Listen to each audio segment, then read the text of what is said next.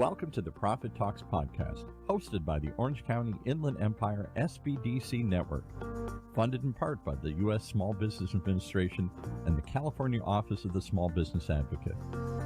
This show is the go-to resource for business owners seeking empowerment, education, and resources to succeed. Join us as we connect you with experts, share the triumphs of fellow entrepreneurs, and reveal the wealth of assistance available to you today to level up your business. So let's go. Let's dive in and learn more. Well, I hope you got your pen and paper ready here, because this one is going to be a fast-paced look at the world that is quickly changing, this strange world of artificial intelligence that we're here all about. And we're going to talk to an expert today who's going to try and enlighten us and get us to open our eyes to some of the possibilities of using this new technology in new ways we probably haven't even thought of. So let's bring on, without further ado, Michelle. Is it Chuang? Did I say that correctly? Exactly. Very well, Paul. Thank you. And just give us a 60-second summary. You've done some impressive things. You're based in marketing and all these things we call growth strategies and all this stuff. Trying to figure out how to use all these platforms and ideas and technologies and try and transform your business and have it grow. You've done it for some big enterprises. I'm told Starbucks, Chevron, the Irvine Company. Those are huge entities. Tell me about your first path in your first life here. How'd you get into all this stuff, and what did you do? Yeah, absolutely. Well, first of all, Paul, thank you very much for having me on. It's just such a pleasure to be able to share a little bit about myself. As you mentioned, I spent the last 25 years of my life in marketing. I am have true infinity of love for helping business connect with their target customer. And that's really what marketing is all about. Yeah. So as you mentioned, some of my exciting accomplishments, I helped launch a green tea frappuccino for Starbucks when, back more than a decade ago. It continues to be my favorite beverage from the brand. I also helped launch the Extra Mile program on behalf of Chevron back then as well. Another huge initiative. Oh, wow. Yeah, these are big deals, right? Yeah, it's all, and that was really the path to how I paved the foundation of my marketing discipline. And it was soon after, and then also when life, evolved, I joined the Urban Company to support with community planning, the build out of the mixed-use real estate portfolio that it has. And within the past few years, I just started to get really, really drawn into supporting brands and businesses with purpose. And we're better to join than the SBDC by working with, hundreds and thousands of small businesses within our local community, and to help them establish, watch them grow, and continue to create and build and strengthen our relationship with them. So I always tell people that I am finally home here as a consultant at the SBDC. Now, you still have your own private practice, right? I do, yes. And so you still work with some big brands and big projects, but you've got this other side gig, as do I, as do many other people that come on this show. For some, it's a full-time thing, but for most of it, we're fully employed somewhere else, and then this we do part-time. Again, why do you do it? It's a whole different thing working with mom and pop Main Street America, which isn't all the SBDC does, but they do a lot of that. Totally different working with that crowd of people than with Chevron or Starbucks. Yeah, I think working for big brands certainly has its benefits, stability, or the budget, very directly, the budget of marketing budget to be one. But I do think working with small businesses on a personal level, it gives that dynamic challenge. When you have that dynamic challenge, you get the dynamic and the fulfillment behind it. There's no better sensation than watching a small business owner, with their eyes open up and with the light bulb going off and going, I got it. I got how I go about integrating my financial together with marketing strategies. And it's almost like you're pairing, the numbers with the art and the juxtaposition that comes into. That's an interesting way to put it, because I've done, for 20 years, I was in public relations. I handled entertainers and celebrities and big brands. And then I morphed into my own business, and I discovered this podcasting thing because I'd been on real radio as well along the way. And now I'm working in this new field. Kind of the same journey that you have. You worked in some big things, and now you're bringing it down to more Main Street things. One of the things that I think, and that's what we'll probably talk about here, is your fascination, your interest in artificial intelligence. How did that come about? How did you discover, how did you dive into this topic and become so well versed on it? I think, first of all, I have always been a student of life. I'm always someone who wants to chase after things that I don't already know about, because I really passionately believe, and I'm very blessed to have worked with many mentors and leaders who actually, mirrors and the same philosophy. So I'm always like, I was the first marketer to adopt data intelligence, because I just so hungrily need information and number to fuel my marketing. And I'm going to hold my hand up for, I remember back in the day when there wasn't a lot of data intelligence. It was sticking your finger in the air. It was a gut feeling, or it was just, focus groups and a lot of anecdotal evidence that you somehow summarized and said, well, I guess we're going in the right direction. Yeah, exactly. 20 years ago when I helped launch the green tea frappuccino, I remember, saying a little prayer by myself, hoping that the sales, the opening weekend sales will exceed projection. Exactly. Yeah. But today we have all kinds of data platform to help inform us of that, and then making sure that we're continuing to refine the strategy to achieve that. You're absolutely right, Paul. And you mentioned before, that's why I mentioned it again, there was a time when marketing, I love watching the series Mad Men, about an ad agency. Marketing used to be just advertising pretty much, and then there was public relations, which I did, maybe trying to get stories in the newspaper and other things, and then promotions, and maybe it's in store, and there was kind of like only 2 or 3 things you could do to market yourself. You ran an ad, you got somebody to write your story, or you did some kind of promotion or event or whatever, or sponsored something here. Now, you've got multiple channels, lots of things to do, lots of ways. Is it more confusing today than it's ever been? Because that's my impression. There's more potential. Again, it's the worst of times, it's the best of times. On the one hand, I'm not restricted to, I don't have to buy big ads on big outlets for big bucks. I can do guerrilla campaigns. I can get found. I can do other sorts of things through the internet, through social media and whatnot, that may not cost much of anything, but it take a lot of effort to do these things. Yeah. On the other hand, I don't know that there's one clear path anymore. You used to buy the local newspaper. You used to buy the local radio station, and it was kind of, that was it. Somebody told me once, it used to be a number. If you wanted to launch a brand, big or small, there was a number, and you knew what you had to do. Now, what's the number? Because there's a million channels and a million ways to go. So is it more confusing? I think it is. I don't know what, I'm curious your thoughts here. Yeah, Paul, I think you're absolutely spot on. And especially for the community that we serve here at SBDC for small businesses. 20 years ago, if you want to launch a product, you place an ad in the LA Times. You try to find the best location in the shopping center, and then people, foot traffic will come. In today's world, if someone is not familiar with the digital marketing channels, they probably do find it very confusing, because everything seems to be very convoluted. But I do believe that because we are in this digital world that we live in, marketing has become clear and even more impactful. Now, there's a key difference between on ways to drive impact, because 20 years ago, when you place an ad in LA Times, it was very simple. You do one thing, 8 million people see and you put a coupon in, you see how many came back, or you counted the returns, or any of the stuff. You put a billboard up, you put yellow pages. Oh, didn't we love the yellow? You bought it once, and then all year long it fed you leads. Exactly. And that's really how people calculate it. If 8 million people saw your ad, theoretically 80,000 people would at least come through your door. But in today's world, you have different strategies, and that's also the importance of marketing in today's world. It's about the connectivity, the integration, the synergy amongst all of the platforms. Completely, because now I can still put an ad in a newspaper or wherever, or online or something. And then people don't just call me. They go check out my website. They go check out my reviews. They go check out my social media, my podcast, my YouTube, all this other stuff. And if they don't like what they see, they don't call. And even with referrals, I say this all the time. People say, well, I'm a referral business. Okay, well, great. We all want to be at that place. But if I tell you, boy, I got the best coffee shop in the world, go check it out, and you're checking it out as to go online, not to drive in and see it, you might not get the same experience I did. You may not believe that that doctor I recommended to you really is that good, because they don't Right. look that good online. They don't have that great of reviews. They don't have a great a site. They don't have that much content or info there. So yes, it's more than ever you've got to integrate. It's not just, call and response.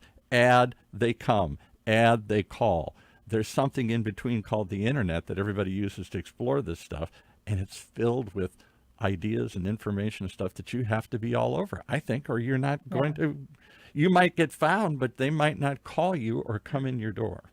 Exactly. Yeah. Integrated marketing strategy is essential. It's not just a nice to have anymore. Yes. It's an essential to be to drive the success for small businesses. All right. So now we've added another complex layer to this. I can't just buy an ad and then wait for the coupons to come. I can't just buy an ad and wait for the phone to start ringing here, or people to start walking in the door.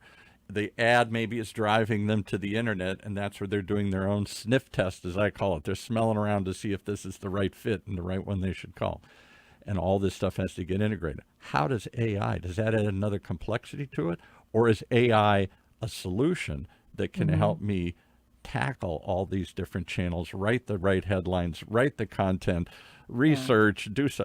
Let's talk about AI. Is AI another tool that just makes it more difficult, or is AI potentially a game changer for small business? For small businesses, especially where I'm stretched, I don't have enough people, I don't have enough budget, I don't have enough expertise. Yeah, I think the direct answer to that is yes, AI is going to be a game changer, if not already a game changer for small businesses. And not just in the way that they market themselves, but the way that they operate, the way that they're looking to grow. I think a lot of people do feel very anxious about AI because kind of similarly to how bankers hated the ATM when they were introduced. Interesting. Yeah. Okay. Right. Automated banking. We don't want a robot doing this. Right. It's all about the relationship back then, right? Why do bank tellers not want to have customers in front of them rather than in front of a machine? But we all saw the success of ATM, and to say mobile banking has certainly taken over the ATM experience as well. So as our work continues, that's a great analogy, by the way. I've never heard that analogy, but I'm old enough to remember. I remember when ATMs first came out and we were all excited and we were hesitant to use it and we didn't understand how to use it, and they had to come out and show you how to do the pin pads and all this stuff. Now, I never go to the bank. I just go to the ATM, or now, as you said, I go online. That's the new ATM machine on my phone here. Right, exactly. And that's why I think I have also read and I think a blog on Hacker Authority that the world anticipated that we're going to be losing probably around 8 million some jobs to AI. However, we're also adding 9 million jobs. So I think whether that anticipation or that estimation or forecast is going to pan out completely to be true, we'll only be able to tell in the future. But also keeping in mind of the people who are anxious about AI taking over their business, taking over their job, you also have to remember there will be other opportunity that will come along. People who are prompting AI, people who are developing more automation. Well, you hit one of the things, and I don't know if this is just me because I'm a cranky old guy, and things change every time I turn around. There's a new technology, there's a new tool, there's a new channel, and yet, I'm excited at the possibility of the things I can do with AI. Why am I also frightened of it? So many people are frightened of this thing. It seems intimidating. It seems the robots are going to take over. The robots are going to do this. We're going to talk to robots. We're already talking to robots, whether it's your home assistant through Google or whatever, or on your phone, Siri, Alexa, all these things. Alexa app. Absolutely. I don't want to say the A word because mine will go off in the studio here if I say her name. I think it's inevitable. This is why I said it's not about if we use AI, if we have AI that is fueling our business. It's when we are actually adopting that. And because on a daily basis we are all using AI. If you're on the internet, you're using AI. Google's feeding you what you're searching for. Right. Facebook is based on a robot that's reading your patterns and what you're looking for and trying to guess and anticipate. Maybe you want this, maybe you want this. They're trying to, and then they're analyzing your data and sending it to marketers, whether we like this or not. And they're tracking what we're doing and trying to adapt and give you a better response and a better experience and more likely to buy what you're going to do. And Paul, I mean, compare that to your experience as when you were flipping through the LA Times. How many sections of LA Times do you actually toss out if someone is a true sports enthusiast and only goes for a sports section? Yeah, Now, right. that sports enthusiast, when they're on the internet, they're only fed information that are about sports, and which makes their time even more efficient. So I really do think that the benefit outweighs the probably the disadvantage, but the truth is we need to recognize what those disadvantages are and recognizing how we go about implementing a solution for So that. let's jump in and talk about this. We've got about 10 minutes left in the show here. You've opened the door on a topic we could spend hours about beforehand, and I suggest content because she has a lot of detailed thoughts, a lot of detailed analysis. I think you put on webinars and seminars and other things on this stuff. We're just going to really quickly get some highlights and tease people think, maybe this isn't so bad, or maybe there's finally somebody that can explain this to me here. So let's talk about the disadvantages first, and then we'll end with the advantages. Is there a disadvantage to AI? Clearly, it's going to replace humans. And that drives us crazy a little bit here when I'm talking to a robot instead of talking to a human here. Replaces humans, but there will also be advantages that humans will come back into creating more deeper relationships, such as you'll probably speak to a chatbot to more succinctly organize your question, and then they'll get a specialist. Right. So that in the past, for example, rather than you speak to 5 different reps and trying to troubleshoot an order issue, now you have a chatbot that organizes your question and then gets you to the specialist that solves your problem. The people aren't available 24/7, and the robot is, and the robot doesn't get sick, and the robot can redirect you and quickly pull up information and other sorts of things that humans can't find that quickly here. Exactly. I think one of the key major, I will call out two major disadvantages as we are currently seeing right now. One is bias. There is a term called AI bias. Artificial intelligence could be biased based on the information that's currently feeding the machine right now. So given the bias, I think it's really important that, as we live in a society where we're trying to drive equitable relationships, I think that's really important for human beings to be very mindful of that, especially when it comes to marketing. And then as you're creating content, you're creating a strategy. You want to be equitable, that you're thinking holistically, integrated. In other words, you don't want ads and campaigns that all look like me in the ad here, a bunch of old guys in this thing here. We want to spread it out. We want to see other people in these things, because when you see yourself, you're more likely to say, that's for me. Oh, that's not for me. Look at some old white guy here.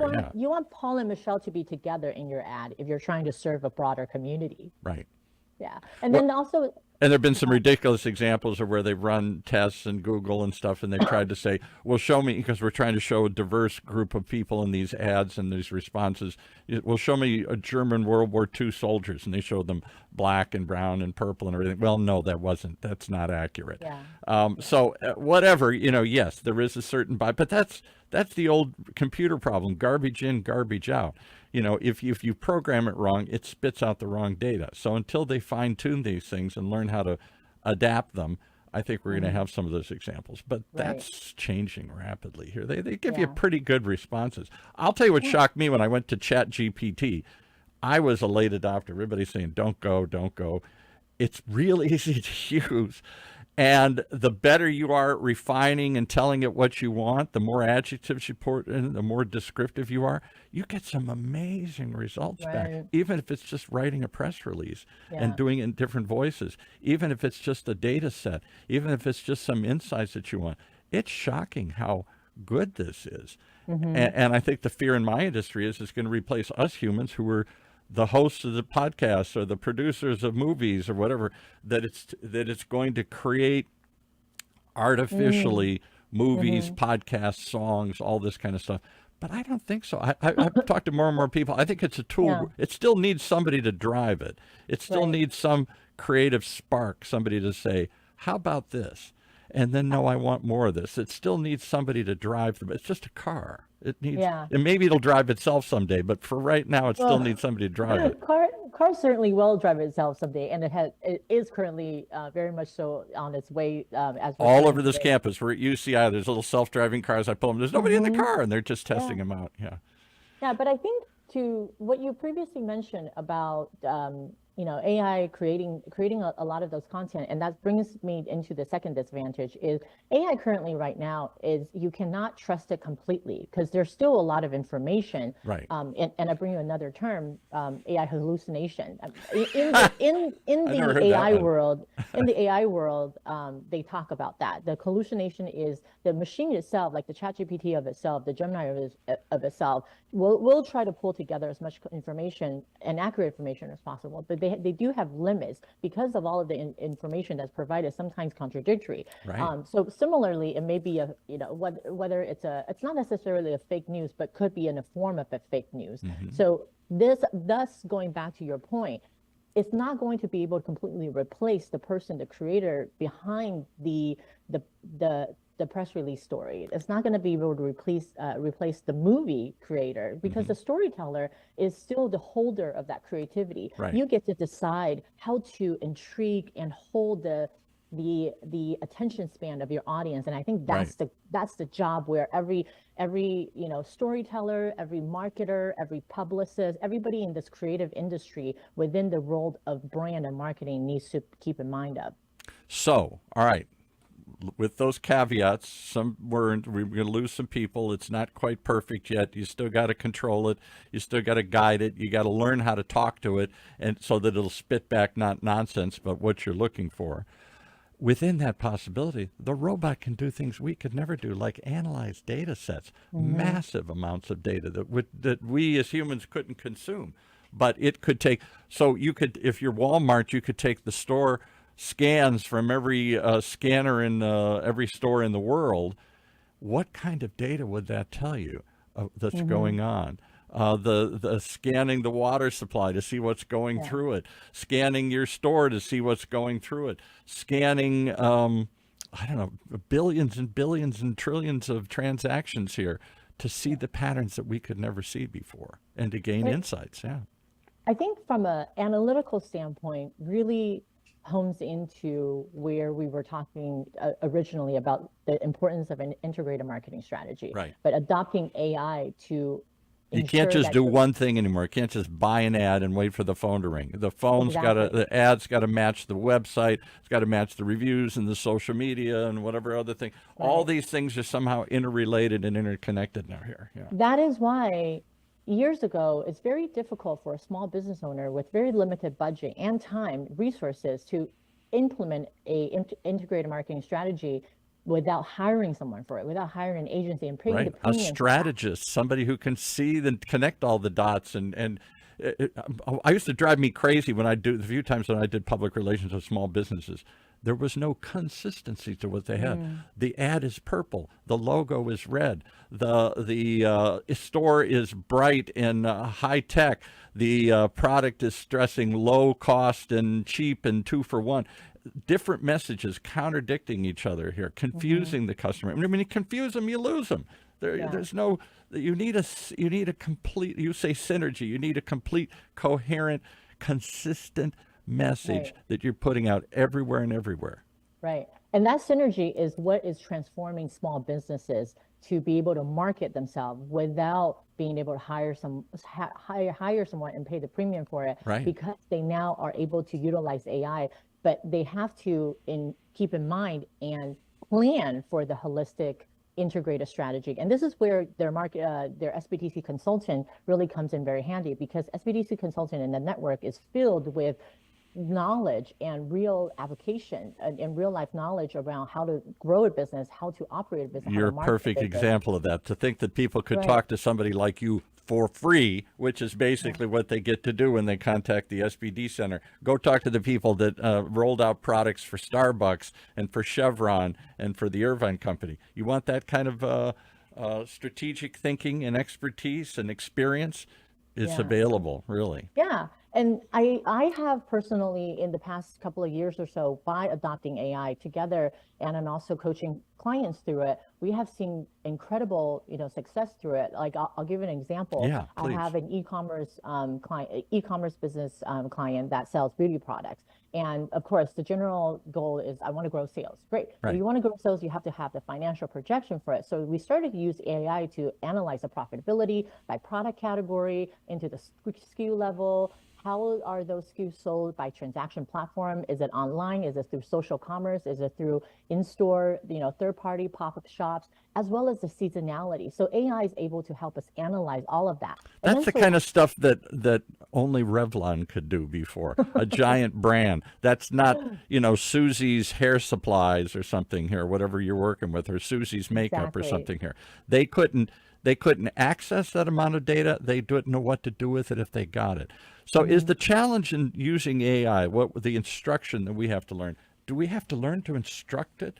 Do we have to learn to construct these queries, these questions, so that we get the right responses? Is that the difficulty?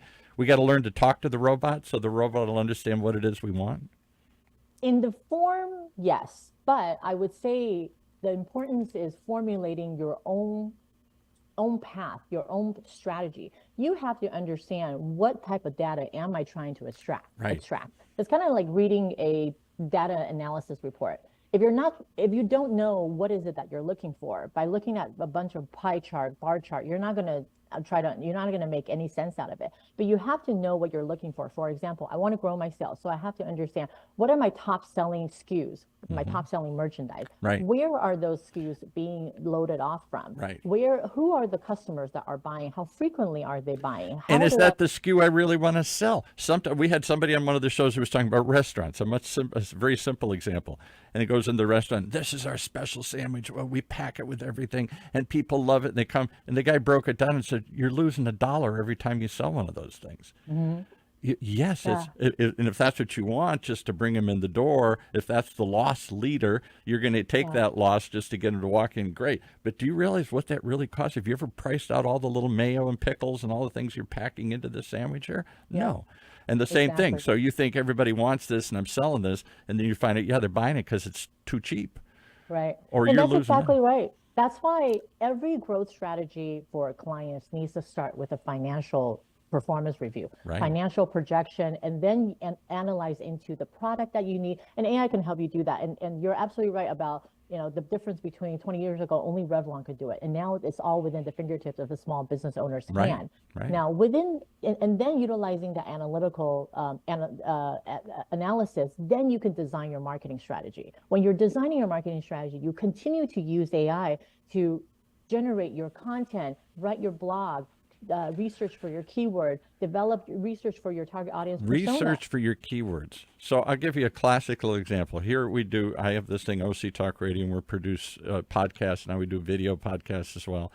And of course, then we got to put them out on YouTube, and we don't just create it. We got to signal to the world. We got to understand how the robots are categorizing everything, what those keywords are, what terms should we put, little hashtags should we add to this so that it's going to pop up in the right place. And we started using AI to do that.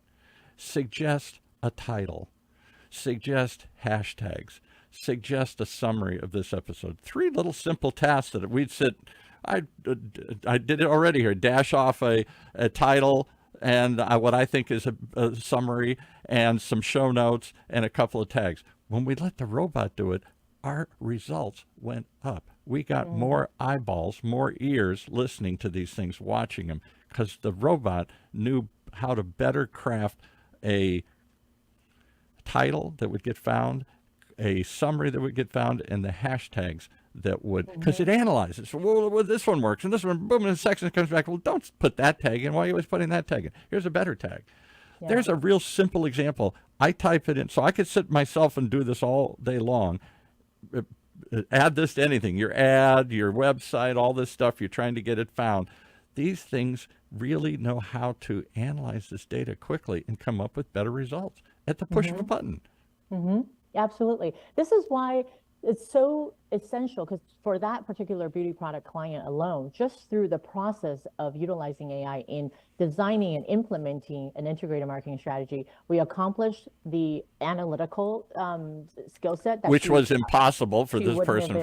Exactly. Right. The integrated marketing execution, all of the content that we generated, and then also operational efficiency, where in the past she wouldn't be able to do it on her own, or even be, she has a team of assistants, but it was something that she would have had to hire a full service marketing agency for. Right. And plus, going back to the video that you were saying, AI now can also help you generate videos. Isn't that amazing? They really can. And they can, if you want just some summary things, the AI can act in your own voice. There's some amazing tools out there. Right. The AI can edit these things for you. The AI can write content around it. The AI can give you suggested scripts and all sorts of things. Again, you're going to tweak it. You're going to modify it. You're directing it, telling it what you want. But at the same time, it's going to save you not just amount of time and amount of money, because you don't have to hire a bunch of other experts to do it. Right. You get better results. Exactly.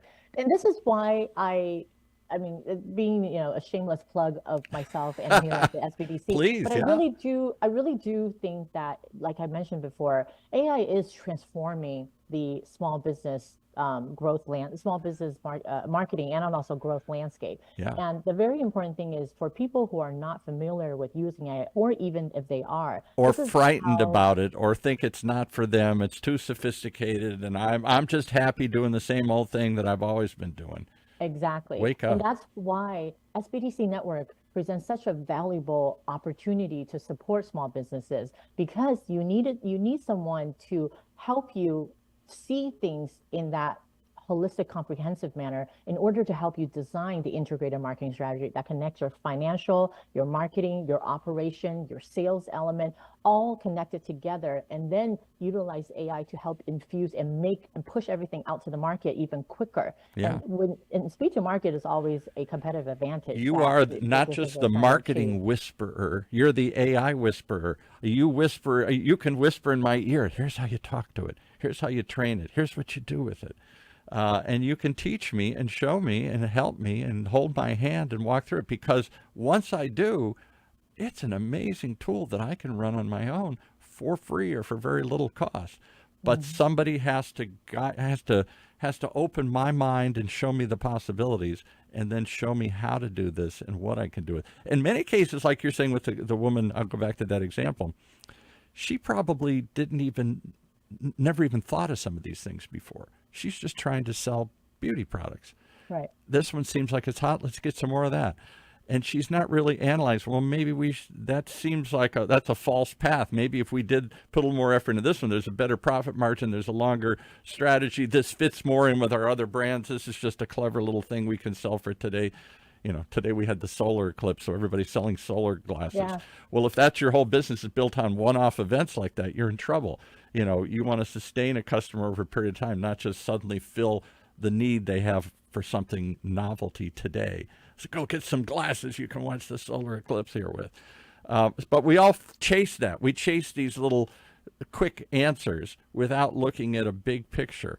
And I think that's where people like you have always worked. The big brands use it. The big brands do this. If you want to grow and become a big brand, think like a big brand. Think like a big brand. And maybe AI gives you the big brain you need to do that. I don't know. Certainly. It gives you the muscle that you need, or potentially the time. Yeah. Well, I just am excited by it, but I'm frightened by it. I guess I'm like everybody. I'm confused, and I'm also amused. I'm enticed, and I'm hesitant. And I don't know why I'm hesitant. I'm hesitant because I don't understand it. I'm hesitant because I don't know what to do with it. I'm hesitant because I think, maybe it's not as smart as I think it is.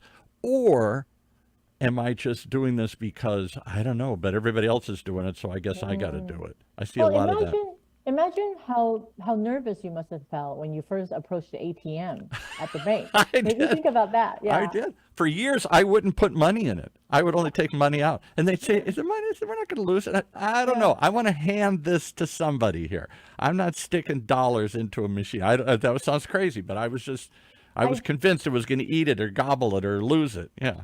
And Paul, you're not the only one. I bet there are listeners that also felt the same way when mobile banking first started. They're like, why would I want to scan a check and then just call it a day? I can't do that. I have to bring my cash into the bank. Exactly. I have to bring my check into the bank. Otherwise, they're not going to recognize I'm making a deposit. But look at where we are at now. Look where we're at now. Exactly.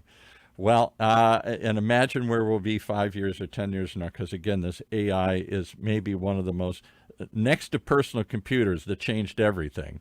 When you stopped using cash registers, ka-ching, and the thing popped out, and then you were trying to figure out how much money there was at the end of the day and if anybody took any or if you lost any.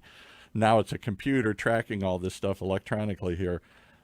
I think we're at that same inflection point. I think 5 years from now, we're going to view AI the same way we view the personal computer. At first, we didn't understand it. We couldn't see how to use it. It broke. It was awful and terrible, and it made the wrong things. But now we can't imagine running a business without a personal computer. I think it's going to be the same way with this AI, whatever it is, whether it's an app or a service or something here. Yeah. I think So Paul, these do you feel robots. less anxious after we spoke today? A little bit. I'll tell you what I am is not. I'm less anxious because I know there's somebody I can go to for free who can walk me through this and say, "Come on, Paul, it's not so scary. Hey, let me show you. How about this? How about this? Ooh, you can do that. I never thought of that." We've had other people come on. Roger from the digital marketing, and he talks about, let's say you're a restaurant and you're trying to schedule all these part-time people. How many hours do you sit and do that? The robot can do it a lot quicker than you can here. Analyzing your data, analyzing your finances, writing your copy, on and on and on. I hear these things. I say, yeah, I spend too many hours doing that stuff. You mean a robot can do that for me? Yeah, and more. So I'll tell you, that's what makes me a sigh of relief. I don't have to figure it all out. You did, and you'll help me. So how do they reach you if they want to reach Michelle Chuang? Let's spell your name first here so everybody can find you. Michelle with 2 L's, and my last name is spelled Chuang, and that can be found at the Cal State Fullerton SBDC Center. So the small business development centers are all over the place. There's 6 or 8 of them or whatever there are here in Southern California, plus all these specialty centers, and you're at the Cal State one. I don't know why anybody wouldn't. Do they contact the SBDC and then say, I need some help with marketing and or AI, and then they'll refer you to you, or is there a way they can go straight to you just to the center? I have many colleagues that are very well versed in the subject of marketing or AI, and we have an abundance of talent here at the SBDC Center. So they can call into the SBDC Center if they would like to speak to me directly. They can also ask for me specifically, but any one of our consultant would be able to provide the free consultation, and then also with our goal in truly supporting our small business community. And again, doesn't cost anything, folks. Why? Because the government's funding this. The government wants you to adopt this stuff. They want to see small businesses grow. Left, right, and center, every politician in America wants to see small business development. And this is a way then they fund it through the SBA and the state and all these things. They provide resources like Michelle to you guys for free. Why not take advantage of it? Why try and figure it out yourself, or why just throw it away and say, forget it, I can't do that? You're missing a giant tool that will help you save money, that will help you save time, and will help you make more money. And if you don't do it, I'll bet your competitor's going to do it. So Very true, Paul. Think about that for a second here. If you really decide, this isn't for me, then that's like the guys who wouldn't build a website for years. I don't need a website. Yeah, right. Where are they now? Out of business. Right, exactly. Or I don't need a computer. I don't need a computer. I'm not going to bank at an ATM. I'm not going to do all that stuff. Forget it. I'm going to do it the same way here. Well, the same way leads to the same results. If you want to see something extraordinary, try what is, I think, a game changer for businesses, even small businesses. That's the message that doesn't get out. Small businesses can do this. I think it's really more of a game changer for them. Big businesses had the computing power and the brain power to do some of this. Now small businesses can do it. It's in the palm of your hand. That's exactly right. Yeah. All right. Integrated marketing, for sure. That whole idea. Think about it. Go look that up. We should do a show on integrative marketing, because you say that so casually. Most people just, it's random marketing. Oh, I'll run an ad. Oh, that didn't work. Oh, I'll try this. That didn't work. Oh, I'll run a special in the store. Oh, that didn't work. I'll try this product. It's a lot of hit and miss. It's a lot of guesswork. And it's not always consistent across all the things that you do, nor when they walk in. Are the people the same, whether it's your retail store or your dental shop? Is the experience that they walk in what they expected? Oh, I thought this was going to be something else, based on the ad, based on the offer, based on something. I didn't know it was going to be this. And now you're confusing them and you're losing them because it's not the same thing. Yeah. We'll do another podcast on that. I think that's a hot topic. I don't think people really understand how important it is to integrate all your marketing and to make it all say the same thing and do the same thing, not just they all have different messages and different audiences and different appearances and all that. All right. Well, we've gone way past our normal time here. Thank you so much. I could see we could talk a lot more. Michelle Chuang, thank you for joining us and sharing all your big brand marketing experience with us through the free SBDC centers like the one at Cal State Fullerton, where you park your hat once in a while. Thanks for joining us on this episode here. Thank you, Paul.